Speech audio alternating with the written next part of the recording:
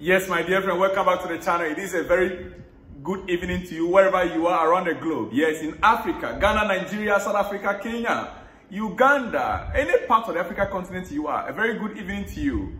I'm excited to come your way once again with the latest news from Chelsea and around the globe. Now, quickly, Chelsea's key ambition is to add more data-driven scouts and bolster the analytics department. It is not a surprise Chelsea has looked to Brighton's model, as the Seagulls have repeatedly punched above their weight thanks to smart recruitment. Why am I reading this for you? Because Chelsea currently are in for another Brighton directors. Head of recruitment director Sam Joel. He is being placed on gardening leave right now by Brighton, pending his departure to Chelsea. But then, now it's very clear the arrangement Chelsea is putting in place. Chelsea's key ambition right now is to add more data-driven. Now, Chelsea are recruiting players based on data. We are not just having scouts around, we are looking at data of players. Data-driven, and it is the reason, and that is exactly what Brighton has been doing in order to get good, promising stars.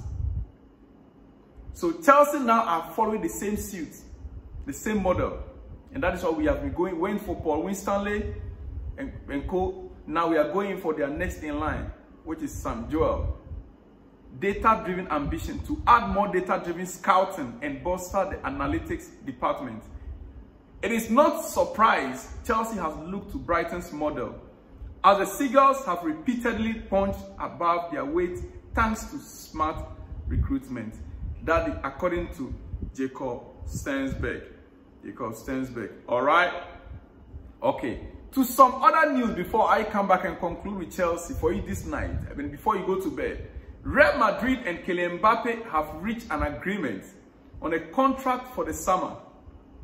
He is set to sign a 5-year contract, earning 15 million euro a season, plus 150 million euro sign-on bonus to be paid over 5 years. The deal could be announced once it is impossible for the two clubs to meet in the Champions League. Once PSG and Real Madrid, it becomes very clear that these two clubs will not meet in the Champions League, the announcement will be made public. But they are waiting. They cannot make the announcement when he will still be playing for Real Madrid, PSG. Peradventure, the two might meet in the Champions League. So they want to hold on. Once it becomes impossible for the two clubs to meet in the Champions League, then the announcement will become public. All right. Okay. And ladies and gentlemen, tonight or today, Chelsea will return to training. They have already. We are yet to receive the pictures, the first pictures from the training ground for today, Tuesday. Yes, after the game against Manchester City, they had 2-day break and they are to return to training today. All right. Breaking news. Carlo Ancelotti has offered Luka Modric the opportunity to join his coaching staff at Real Madrid, should he decide to retire at the end of the season. That's a great one coming from Ancelotti right there. He is a great coach and he's been doing well when it comes to some players like Modric. The senior players in the squad, he respects them a lot. Now the news coming out is that he has offered Luka Modric an opportunity to become a coach under him, to join his coaching, department under him. That is great to hear. All right. Chelsea are monitoring Matthias Tel ahead of the summer. They are prepared to battle Manchester United for his signature, who are also interested. Well, Matthias Tel is a player from Bayern Munich. Romeo Lavia has suffered a muscle tear in his thigh. All these while we've been looking for Romeo Lavia. What is happening to him? We were not sure exactly what was happening. Finally, earlier today we got the news that Romeo Lavia was actually injured in the thigh, his thigh, a much more serious problem than first feared. But he is expected to return during the first week of March. So he had a muscle tear in his thigh. Now he's been treated and is recuperating under rehabilitation, and is expected to be back in the squad by first week of March. Romeo Lavia should be returning first week of March. That is the latest news we have received. All right, that's the latest news we have received on the midfielder. Okay, I'll be happy to see Romeo Lavia back in the first team before the season ends. We cannot just buy a player, he will play 32 minutes and that will be the end until the season. No, that will not be good. Well, that will not be good for Chelsea. All right, official and confirmed. Oliver Glasner has signed as a Crystal Palace new head coach. Steve Parish made an announcement. He said he has an outstanding record. He is the right manager to take club forward at this pivotal stage. Yes, Oliver Glasner was a Frankfurt coach, the same coach that took Frankfurt to the Europa League final in 2022. That won Europa Cup for Frankfurt in 2022. He is the one that Crystal Palace currently recruited as their new head coach. Dear friend. All right. On that note, I would like to, well, I'm getting a signal to talk about Eden Hazard, but let me leave that for now. Yes, it is not all that important for me. I spoke a lot about Eden Hazard.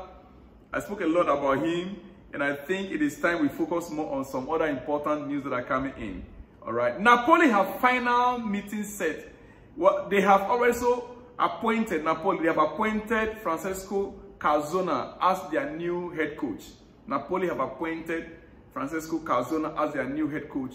He will be working as Napoli coach, and at the same time, will be handling the Slovakia national team until the end of the season.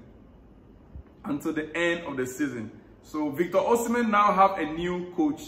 Yes, Victor Osimhen now have a new coach at Napoli. That is how it is right now. Okay, finally, before I let you go, Daniel Sturridge on Nicolas Jackson's performance against Man City. This is what he said. Daniel Sturridge was a striker, and this is what he said. He said, all-round game, it was action Jackson today. He's coming in today. You see the link play, 1-2s, making busting runs in behind. He got an assist tonight. I just think his all-round game today was brilliant, and he was a threat all day.